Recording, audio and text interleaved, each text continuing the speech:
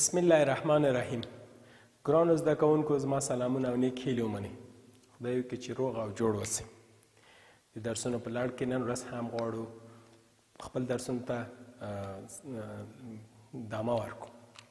نن ورځ زموږ د دریم څپرکي د تمرینونو حل لومړۍ جلسه لرو چې تاسو سره غواړم مخ ته بوځم. ګرانو زده کوونکو، ستاسو د لوست کتاب د تمرین سوالونه هر یو په شمېرې سره سلسله په سلسله حل کوم.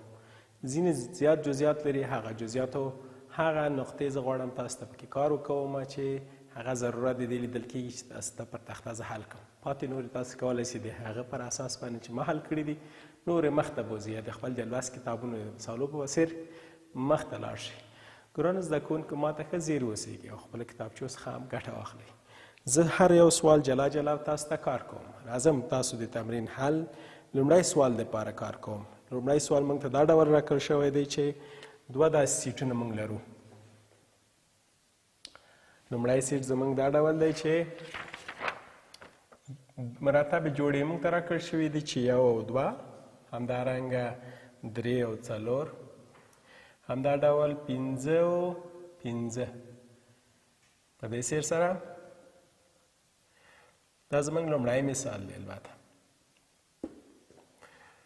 ترڅنګ د دې موږ څنګه کولی شو تابع بودن وښیو چې دا تابع دی که نه دی. موږ ویلي وو دغه مراتب جوړې چې موږ ته راکړل شوي دي هر یو لرونکي د 2 ضابطو دی. هر یو د دې که چیرته زموږ یو له دغه عنصرونو چې 2 انځورونه په رینج کې ولري یا 2 تصویرونه ولري نو هغه ته موږ تابع نه سو ویلی. ساده موږ ویلی سو چې وښیو چې ډومین د دې ډومین د همدې مساوي له څه شي سره دی.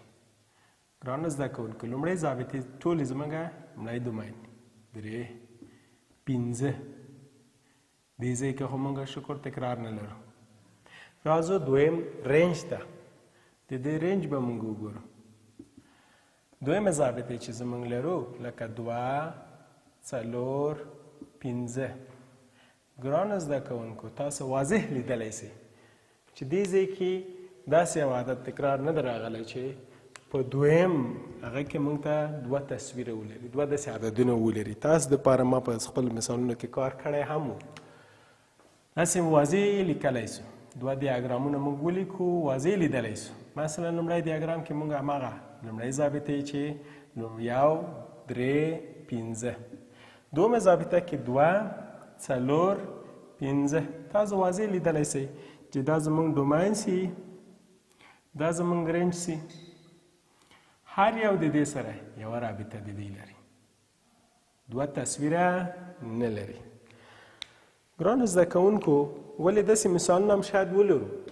زه تاسو ته دا مثال په همدغه ځای کې چې دوم مثال دی زه تاسو ته کار کوم.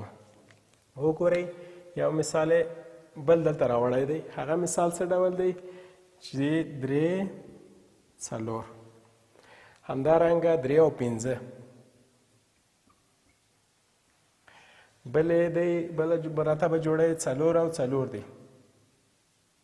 بله مراتبه جوړه هم د ځانه سره لري چې هغه هم تاسو ته زه لیکم. شاید 3 او 4 او 5. دا هم موږ ته یو سیټ راکړل شوی دی. تاسو وایي دې کې پیدا کړئ چې دا تابع دی که نه دی. ګرانو زده کوونکو، راځئ چې کار وکړو. زه به ډومین ولیکم چې ډومین د دې څه شی دی. ډومین د دې مساوي کېږي ټول لومړۍ ضابطې 3، بیا تکرار دی نه لیکو 4. ګورو بیا هم 4 لرو نو بنا دا 2 دانې عددونه دي. دې راځو ګورو چې د دې 2 منظورونه چې رینج دی پیدا یې کړو چې رینج یې څه شی راځي. رینج د دې مساوي کېږي 4 لرو 5 لرو، بیا ګورو 4 تکرار، بیا ګورو 5 هم تکرار. ګرانو زده کوونکو، تاسو واضح لیدلی سئ چې د ډومین هر یو عدد په رینج کې 2 انځورونه ځان سره لري. راځئ چې زه تاسو دپاره دا په دغه ساده دیاګرامونو کې هم کار وکړم. تاسو واضح ولیدلی سئ. همدغه زه لیکم 3 او 4. ګرانو زده کوونکو دې لرونکي د مختلفو دي. ګورئ هره مرتبه جوړه که موږ سیټونه کې ولیکو مختلف دي. 4 او 5. ګرانو زده کوونکو دا زه دلته خو موږ لیدلی سو چې دا ډول دی. دا له دې سره خو موږ داسې عدد هغه هم لرو چې مرتبې جوړې چې ترتیب شوي دي مختلف دي. ګوره 4 له 4 سره هم دلته هم موږ کولی سو ولیکو چې 4 له 4 سره هم رابطه لري. وګورئ 3 له 5 سره هم رابطه لري، یعنې 2 انځوره لرلی شي. تاسو واضح لیدلی شئ که نه چې 2 انځورونه دلته لري. د دې هر یو عضوه په دوم سیټ کې یا دوم دیاګرام کې یا رینج کې زموږ 2 تصویرونه لري. نو بنا موږ حکم کولی شو دا تابع نشي کېدلی، تابع نه دی. ګرانو زده کوونکو راځو نور مثالونه ته چې د تمرین نور سوالونه څه ډول حل کېږي. هیله دی چې تاسو راسره وئ، متوجه شئ. راځو د تمرین دوم مثال ته چې دوم مثال څه شی وایي. دوم سوال یې څه شی دی؟ موږ د تابع راکړل شوی دی او هغه کې غواړو قیمتونه وضع کړو. مثلا لیکلي جی ایکس د موږ مساوي کیږي له ایکس مربع ایکس مربع مثبت 2 ایکس مثبت 3. وایي تاسو پیدا کړئ چې جی منفي 1 مساوي له چی سره کیږي او بل پیدا کړئ چې جی ایکس مثبت 15 مساوي له څه سره دی. اوس راځئ ګډ به سره کار وکړو چې د دې ځوابونه څه راوځي. لومړی دې ته راځو. منفي 1 چې موږ لرو هر چې ایکس لرو په دې تابع کې وضع کوو، یعنې موږ لیکلی سو چې منفي 1 کل مربع مثبت 2 په خپله منفي 1 مثبت 3 ثابت عدد دی مستقیمه موږ لیکلی سو. د دې په لړ کې ادامه کې موږ څه ډول کولی سو مخته لاړ شو. منفي 1 چې کله موږ مربع کول منفي حالت څخه فارغېږي ځکه 2 داسې عددونه دي چې په خپل منځ کې سره ضرب شي مثبت کېږي. مثبت 1 به راسي چې کله یې مربع کړي خپله مثبت 1 عدد به تاسو ته درکړي. کله چې موږ دا دواړه سره ضرب وو دلته علامه د جمع دی مثبت دی او دا منفي دی چې سره ضرب کړو منفي کېږي. منفي 2 مثبت 3. اوس ګورو چې موږ سره جمع تفریق کو ځواب به زموږ څو راشي. ګرانو زده کوونکو واضح لیدلی سو که دا دې سره جمع که 4 کې منفي 2 ځینې لاړ څه به پاتې شي مثبت 2 ځکه زموږ عدد لوړېږي. ګرانو زده کوونکو راځو دا بل دا څنګه کولی شو عین په همدې سیر باندې موږ سره وضع کوو. ایکس مثبت 15 کل مربع مثبت 2 ضرب ایکس مثبت 15 مثبت 3. ادامه ورکوو چې څه کېږي. دا له مربع حالت سره باسو چې کله موږ باسو نو ایکس مربع مثبت 2 چند د حد اول ده او د حد دوم سره ضربو څه وبشي 2 15 دیم لاس ایکس ضرب ایکس کوو او مثبت 15 به ولیکو مستقیم سي مربع کې. راځو ګرانو زده کوونکو دا ضربو 2x مثبت لاس مثبت 3. ادامه ورکوو. ادامه به زموږ څه شی سي x مربع په خپل حالت لیکو ځکه داسې توان نه لرو چې موږ ضریبونه سره جمع کړو. ولې x موږ لرو 2 داسې عددونه چې موږ سره جمع کړو. تاسو ښه واضح لیدلی شئ. جمع کې څه شی به سي مثبت 12x. ثابت عددونه هم موږ لرو 3 دانې دا 14 سي 14 جمع 15 به زموږ څو شی سي یا دا د دې سره جمع کړو 15 جمع هغه 3 او څو به شي 18. دا زموږ ځواب شو. ګرانو زده کوونکو په ادامه سره موږ مخته ځو چې بل مثالونه څه دي.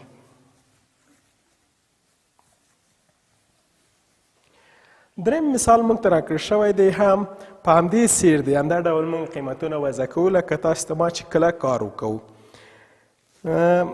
یو مثال دی هغه هم کار وکوو. فرض وکوئ hx داسې یو تابع موږ ته راکړل شوی وي چې هغه x په توان د 4 مثبت x مربع مثبت 1.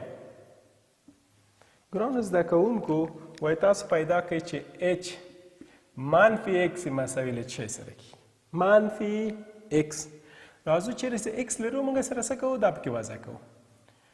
منفي x په توان د 4 مثبت منفي x په توان د 2 مثبت 1. ادامه ورکو. دلته موږ جفت توان لرو چې کله په خپل نفس کې سره ضربیږي مثبت کیږي x په توان د 4 کیږي. دلته هم موږ جفت لرو مثبت کیږي نو x لیکو مثبت 1. انور تاسو خپل مخته بوزئ. ساده ده ان شاء الله. ګرانو زده کوونکو راځئ یو بل مثال ته. څلورم مثال څه شی دی؟ څلورم مثال یو جز د هغو زه راخله من لیکلی دی اف ایکس یو تابع دی مساوي له 2x سره. ګرانو زده کوونکو دلته هم غواړي چې تاسو باید څه پیدا کړئ؟ ناحیه د تعریف پیدا کړئ. یا د تعریف ساحه باید موږ پیدا کو. تعریف ناحیه څه شی دی؟ ګرانو زده کوونکو راځئ کار وکړو چې دې تعریف ساحه څه شی دی. موږ دلته وینو چې نه جذر لري نه کسر دی چې مخرج موږ سره وړو نه داسې یو عادت دی چې هغه زموږ تابع کې مشکلات ایجاد کړي. نو موږ واضح دلته ویلی سو ستاسو ته ما کار هم کړی و چې دا ډومین د اف چې موږ وګورو ټول عدد حقیقي شامل دي. هر عدد چې دلته ورکړي اخیستلی سي کومه ستونزه نه ولاړئ. خو راځو د دې دوم جز ته زه ګرانو زده کوونکو راځئ دوم جز داسې یو مثال ورکړی دی. وایي چې اف ایکس یو تابع دی ایکس منفي 3 کل په توان د 1/2. د دې تعریف ساحه وایي څه دی؟ تاسو دا پیدا کړئ. آیا موږ کولی شو د دې تابع ساحه وګورو؟ ګرانو زده کوونکو د دې توان چې 1/2 راغلی معنا دا ده چې دا د جذر لاندې ده. کله چې موږ عدد د جذر لاندې لیکو داسې بڼه په کسري ډول سره لیکلی شو او په هغه شکل سره هم لیکلی شو. موږ ویلی چې درجه جذر څه دی؟ 2 دی. x منفي 3. خو د دې ساحه د تعریف چې موږ غواړو پیدا کړو ګرانو زده کوونکو هغه په دې څیر دی چې د جذر لاندې څه لرو هغه مثبت او مساوي له 0 سره قرار نیسو. x منفي 3 لوی او مساوي له 0 سره ځکه چې باید مثبت موږ وڅېړو چې منفي نیسي درجه جذر زموږ جفت دی. ګرانو زده کوونکو ادامه ورکړو. x د نامساوات دې لوري ته پرېږدو هغه منفي 3 خوا انتقال کو مثبت 3 بسي. د دې ساحې تعریف هغه قیمتونه دي چې له 3 څخه لوړ دي. له 3 څخه څه دي؟ لوړ دي. ګورئ ګرانو زده کوونکو موږ ډومین یې داسې معرفي کوو. ډومین د دې اف ایکس مساوي له څه سره کیږي ګرانو زده کوونکو؟ موږ ویلی سو چې خپله نامساوات هم مساوي خپله 3 هم اخیستلی سي تر مثبت لایتنی پورې. ګرانو زده کوونکو په همدغه څیر باندې نور مثالونه هم کار شوي. تاسو ډومین د هغو هم وڅېړئ چې د ډومین په څه ډول مخته لاسته راځي په نورو جزئیاتو کې هم. ګرانو زده کوونکو راځئ چې زه 5م مثال ته لاړ شم. بیا 5م سوال ته د تمرین چې موږ څنګه کولی شو هغه حل کړو. هغه موږ ته داسې څو معادلې تابعګانې راکړي لکه وایي چې اف ایکس د موږ مساوي ده یو دا ډول چې x مثبت 3 په دې شرط تعریف دا ډول کوي چې x منفي کوچنی له 0 قیمتونه واخلي بلې 4x مثبت و تعریف دا ډول کوي قاعده په دې شرط باندې چې x لوی او مساوي له 0 قیمت واخیستلی شي. موږ ته محدود کړي دي. وایي تاسو پیدا کړئ ځینې قیمتونه یې ورته ورکړي دي. هغه قیمتونه څه دي چې f3 به څه راسي f3 همدا ډول f د 0 f منفي 3 د دې قیمتونه وایي تاسو پیدا کړئ. البته دغه محدودیت ته په کتو سره موږ دا کار کوو. دا قیمتونه که چېرته موږ وغواړو وضع کړو څنګه کولی سو وضع کړو؟ که چېرته موږ 3 وضع کړو ګورو چې په کوم ځای کې 3 وضع کېږي دلته که دلته له 0 نه کوچني ټول منفي عددونه دي او له x 0 نه لوړ مساوي له 0 نه ټول مثبت 3 دي. نو مثبت 3 عددونه موږ په دې تابع کې وضع کولی شو. پس ویلی سم چې دلته ولیکم 4 ضرب د 3 مثبت و په ځواب کې ویلی سم 3 څلوره 12 جمع و څو به شي زموږ 3 څلوره 12 جمع و زموږ به 19 ځواب راکړي انشاءالله. راځو 0 چیرته اخیستلی شي؟ نه خیر دلته نشي اخیستی. تر دې کوچني ویلي مساوي، له دې سره موږ دلته وضع کولی شو. پس لیکم 4 ضرب د 0 مثبت ځواب به زموږ پوره شي. راځو منفي 3 تر دې مثبت ښودلي وو چې لوړ قیمتونه، ولې تر دې کوچني منفي راځي. نو دومه لومړۍ ضابطه کې لیکلی شو منفي 3 مثبت 3 مساوي له 0 سره. ګرانو زده کوونکو راځئ ځینې مثالونه همدا ډول نور هم کار شوی دی چې شپږم مثال په همدغه څیر دی. تاسو یې کولی شئ هغه په خپله کتابچو کې هم کار وکوئ. وڅېړئ چې کوم قیمتونه اخیستلی شي. د دې قید د شرط سره هم موږ کولی شو کار وکړو. خو ګرانو زده کوونکو یو مثال به بل زه کار تاسو ته وکوم چې هغه مثال موږ باید کار وکړو بیا به مخته ادامه ورکړو. ګرانو زده کوونکو یو مثال به زه هم مخته بلم بوزم. فرض وکړئ داسې یو مثال ولرو x مربع منفي 9 پر x منفي 3. په دې شرط څه وضع کوي چې x خلاف د 3 وي. په بله ضابطه کې څه وایي چې مطلق لیکي 6. ستاسو څوم سوال دی دا؟ اووم مثال دی. څه ښه متوجه اوسئ. په دې شرط باندې چې x مساوي له 3 سره شرط یې وضع کړی. راځئ کار کوو. څه شی غواړي له موږ نه؟ یو غواړي چې همدغه اف x زموږ دا قیمت واخیستلی چې 3 دا څه شی لاسته راځي؟ اف 0 دا مساوي له 6 سره کیږي او h اف 5. راځئ کار کوو. ګرانو زده کوونکو موږ ګورو چې 3 چیرته 3 مساوي کېږي؟ دلته وایي چې خلاف دا 3 نشي اخیستلی. پس موږ ویلی شو دو مطابق دې ځای کې موږ کارولی شو مطلق لیکلی شو 6. راځو 0 چیرې اخیستلی شي؟ دلته یې مساوي ښودلی دی ځکه نشي اخیستی. پس دلته موږ وضع کولی شو. راځو چې 0 منفي 9 0 منفي 3 مثبت کېږي دا به سره تقسیم شي. تقسیم به شي مساوي به 3 شي. راځئ ګرانو زده کوونکو 15 هم دلته اخیستلی شي.